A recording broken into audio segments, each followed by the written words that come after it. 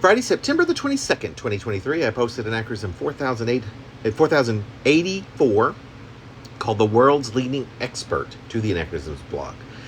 That's an especially severe seriousness you've got on display.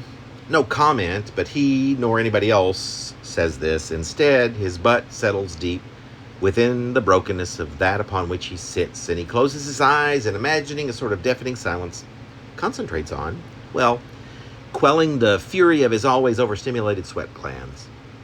Like, that's what he's really concentrating on. He has a way of doing this. It is at its worst an earnest duplicity. The primary target of his focus at this moment is this moment.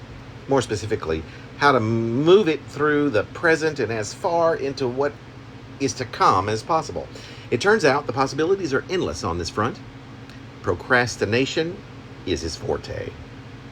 He has built a career out of doing so. He is the world's leading authority on the subject, on making this goal, no goal, a reality, while coming through at whatever end, having kept the faith of his colleagues, no one the wiser, with a fresh facade, without a soul believing he has disturbed what has, for all practical matters, become the farce, the fraud, of a well-sustained equilibrium that his very aura seems to represent. It's total sham. And here he is, pulling himself into the moment once again, from God knows how far back. When did his grift begin? This he often wonders. Like time traveling through stasis, having done nothing beyond that, the movement of self through time, but to all who surround him, his acolytes, so to speak, spoken by the very voices of truth, which renders each of them impotent, given the one, and that one and all are all sucked into the pretension. The world's leading expert.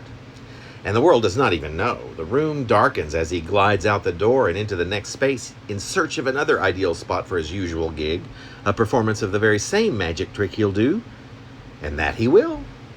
That he does, achieving nothing but this endless and irresponsible slide, this swooping and gliding through time, always with the knowledge that he is the best that there is at accomplishing nothing. And yet nobody can ever know. This is the one thing that gets him sidetracked a bit, and this sometimes shakes him to his core, and occasionally it pisses him off. That no one will ever know this about him, that no one will ever know him at all. But these feelings fade, as he does, from one moment into the next.